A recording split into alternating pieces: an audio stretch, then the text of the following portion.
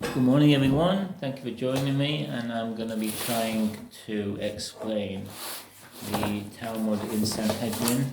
So I'm using the Shamshel's edition, and I am in. If I can get the camera right. Okay. I'll try again.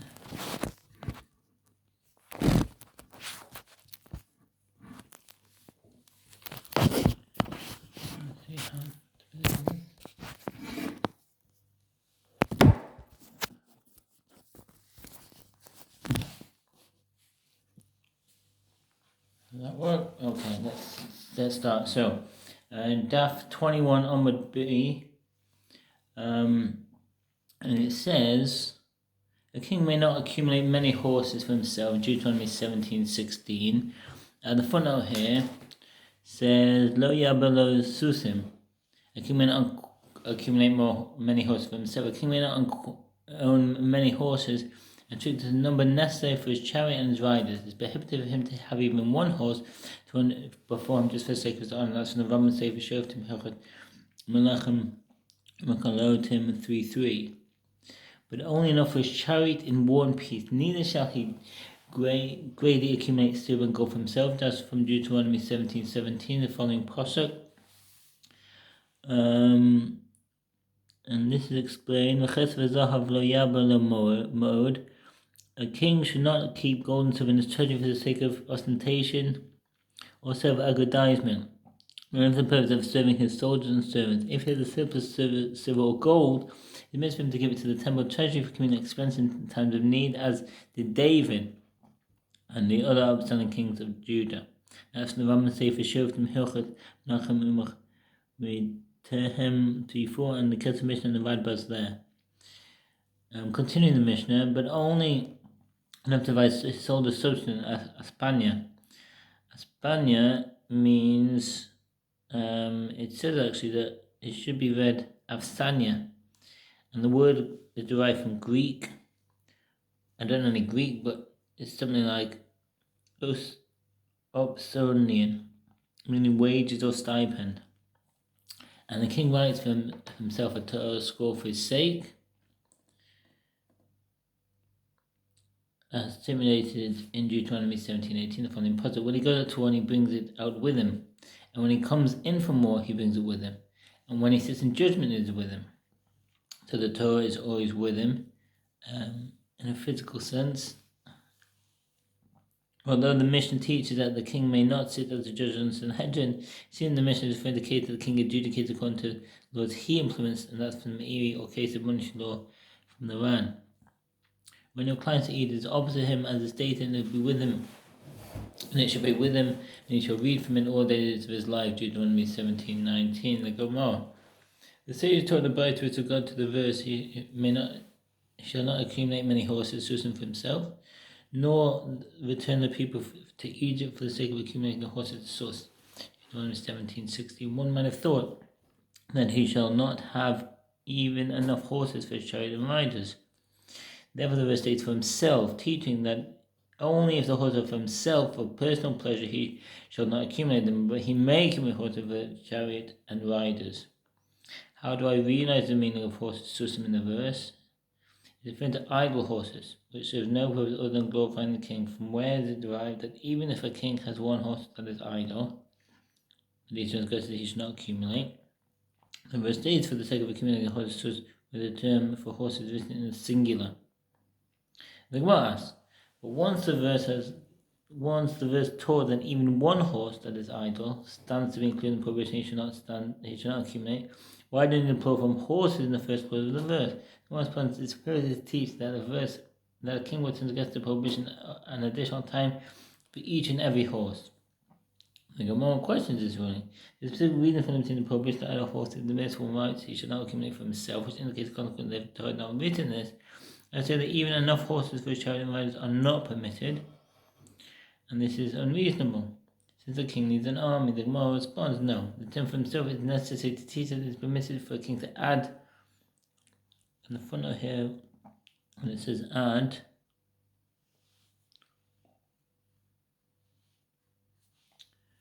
as Pushay.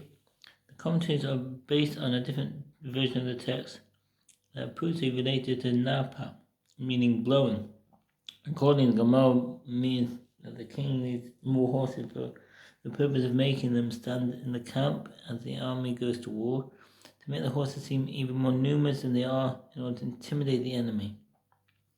The Midrash. Others early commentators relate the Pushay to Nofesh, meaning rest, and explain the king needs an extra horse's backup so the first one can rest and the rest Meiri. A real number of horses beyond the necessary minimum is only strictly personal use that is prohibited.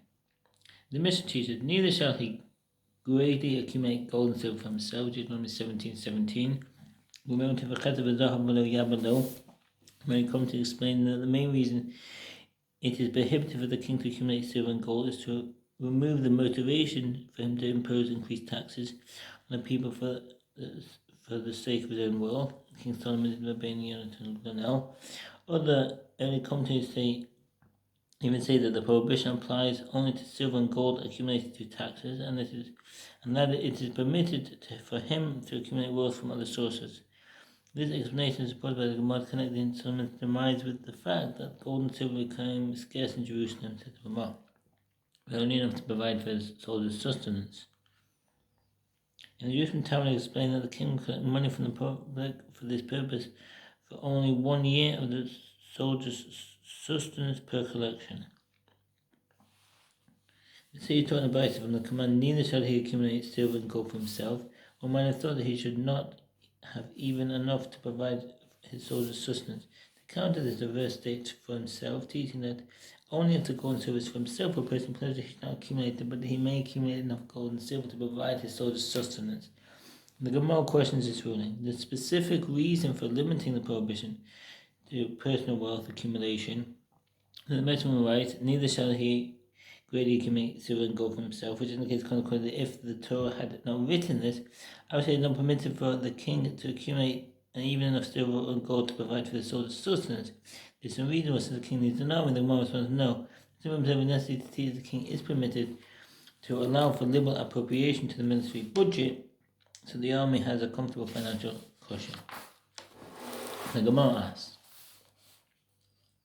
now that you've said that the term for himself in the verse is stated for the purpose of derivation of a practical halacha, which limits now as the verse scope, what do you derive from the next phrase in the verse? You shall not add many wives for himself. The Gemara answers that usage for himself serves to exclude ordinary people.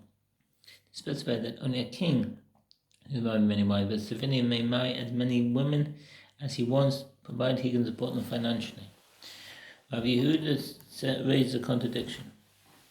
It is written in one verse, and Solomon had 40,000 stalls of horses for his chariots, 1 Kings 5:6. It is written in another verse, and Solomon had 4,000 stalls for horses and chariots, 2 Chronicles 9:25. How can these texts be reconciled?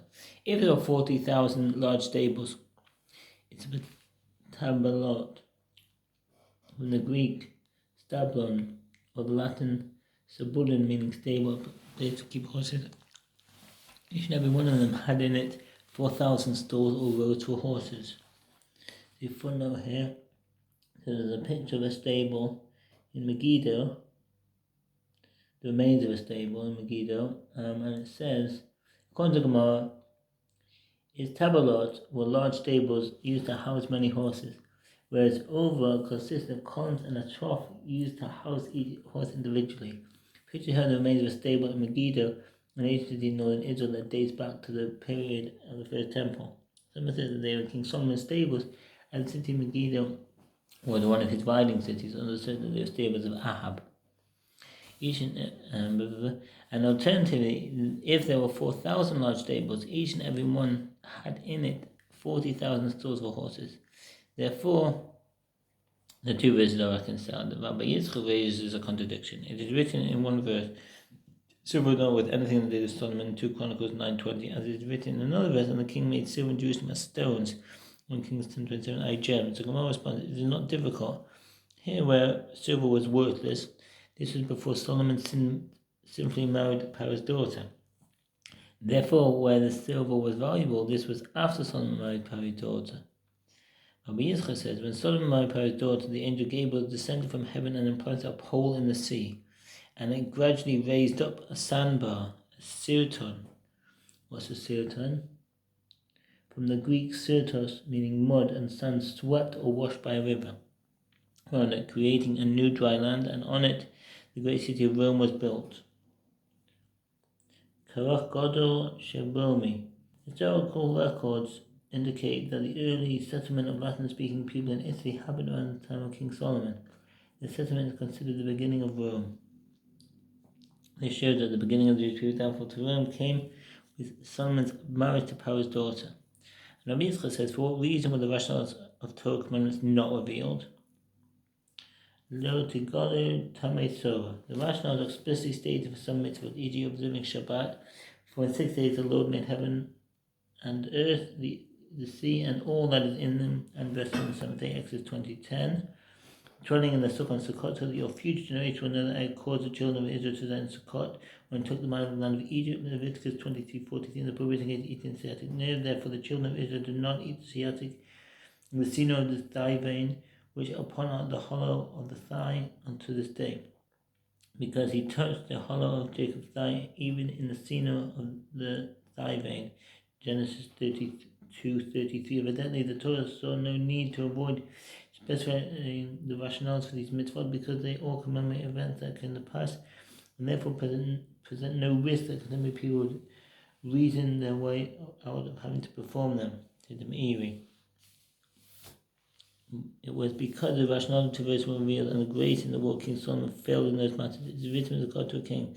He shall not add many wives for himself, that his heart should turn astray. Deuteronomy 17:17. Solomon said, I will add many, but I will not turn away, as he thought it is permitted to have many wives, if one is otherwise meticulous, not stray. And later, as is written, for it came to pass when Solomon was old, that his wife turned his heart away from it after other gods.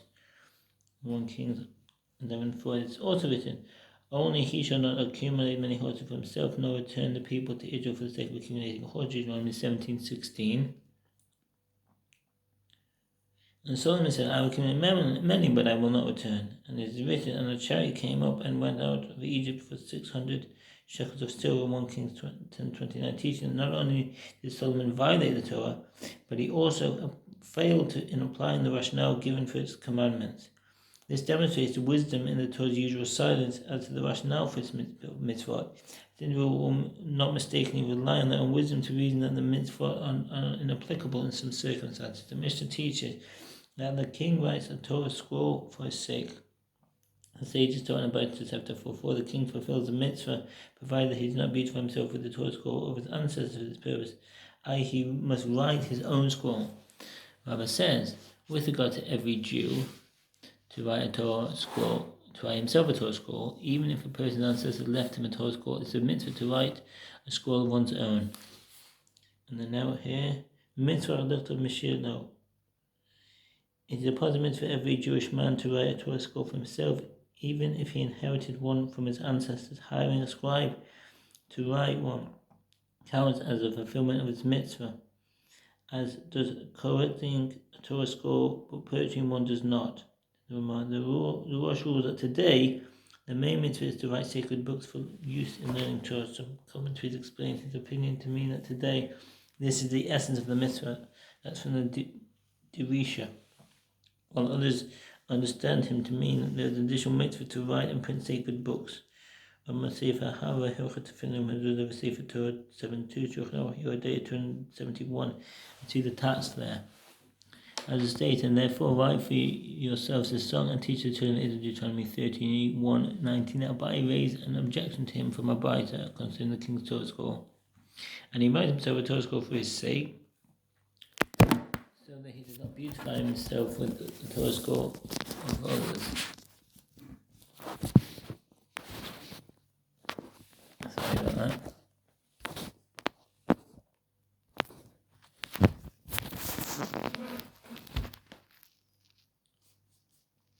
But precisely this indicates that a king, yes, he's including the halacha not to have a scroll inherited from his ancestors, but an ordinary person not. The Gemara dismisses Abai's objection. No, the ruling that of the Bait is necessary to teach and commanded to write 2 Torah scrolls.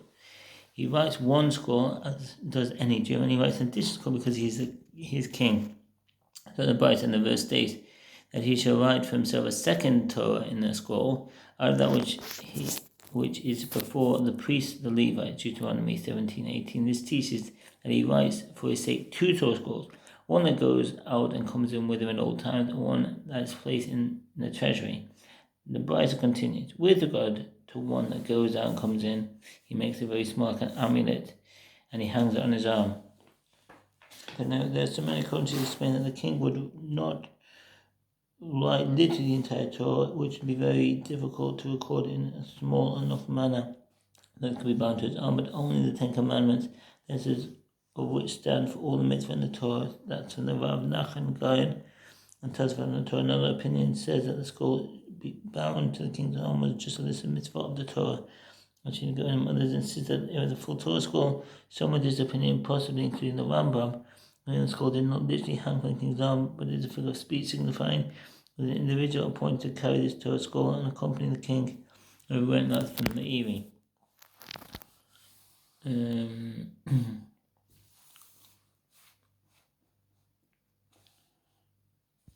As it states, I have set the Lord always before me here, that my right hand, and I shall not be moved. Psalm 16:8 salutes to the small Torah scroll that is always in his right hand. He did not go into the bathroom with it, nor into the bathhouse with it, nor to the bathroom, and say that and it should be with him, and he shall read from Deuteronomy 17:19, meaning he shall remain in a place that is appropriate for reading from it. Marzucha says, and some say it is Ma'okva who says, the Torah is given to Jewish people in a Vrit script in the original form, the language and the sacred tongue Hebrew. It was given to them again in the days of Ezra and Ashurut script, and the Aramaic tongue. The Jewish people selected the Ashurut script and the sacred tongue of the Torah scroll, and left the Vrit script and the Aramaic tongue for the commoners. Gemara asks, who are these commoners? Of his said the Samaritans, Kutim.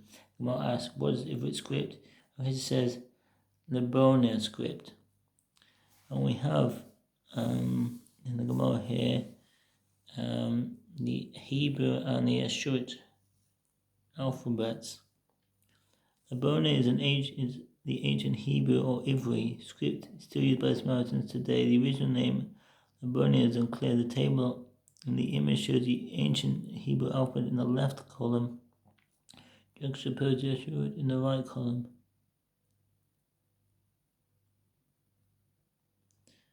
The last means by Jews from the time of the temple,